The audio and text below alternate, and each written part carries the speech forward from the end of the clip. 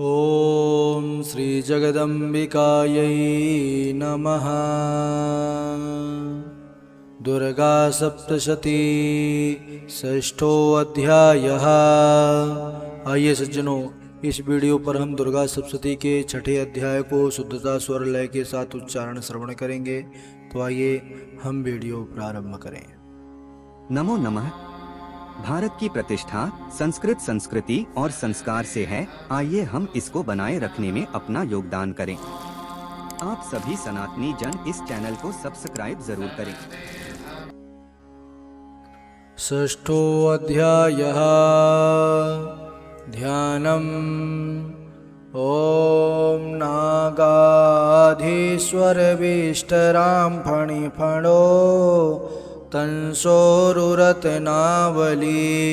भास्वादेहलतां दिवाकरनिभां नेत्रत्रयोद्भासितां मालाकुम्भकपालनीरजकरां चन्द्रार्धचूडां परां सर्वाग्येश्वरभैरवाङ्कनिलयां पद्मावतीं चिन्तये। ॐ ऋषिरुवाच इत्याकरणवचो देव्याः साधुतोमर्षपूरितः समाचष्ट समागम्य दैत्यराजाय विस्तरात्। तस्य दूतस्य तद्वाक्य माकर्ण्यासुरराट् ततः सक्रोधः प्राह दैत्यानाम् अधिपं धूम्रलोचनम्। हे धूम्रलोचनासुतं सुसैन्यपरिवारितः तामानय बलात् दुष्टां केशाकर्षणविह्वलां। तत्परित्राणदः कश्चिद् यदि भूतिष्ठते परः सा हन्तव्यो मरो वापि यक्षो गन्धर्व एव वा। ऋषिरुवाच तेनाज्ञप्तस्ततः शीघ्रं सा दैत्यो धूम्रलोचनः वृतः षष्ट्या सहस्राणाम् असुराणां द्रुतं ययौ।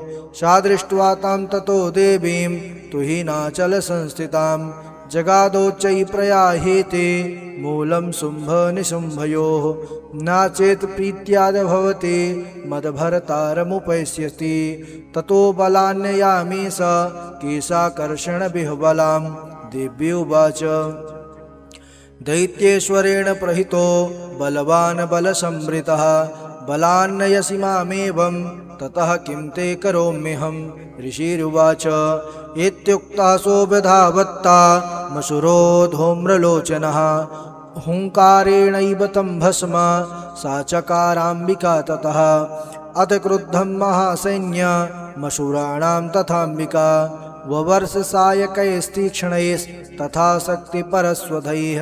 ततो धुतसटः कोपात् कृत्वा नादं सुभैरवं पपातासुरसेनायां सिंहो देव्याः स्ववाहनः।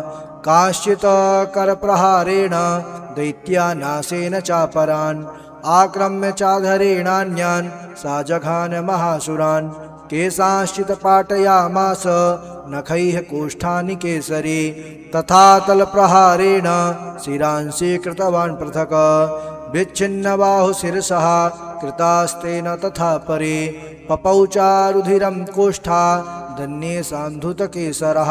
क्षणेन तद्बलं सर्वं क्षयं नीतं महात्मना तेन केसरिणा देव्या वाहनेनातिकोपिना। श्रुत्वा तमसुरं देव्या निहतं धूम्रलोचनं बलां चाच्छैतं कृष्णं देवी केसरिणा ततः। चुकोपदैत्याधिपतिः शुम्भः प्रस्फुरिताधरः आज्ञापयामास च तौ चण्डमुण्डौ महासुरौ।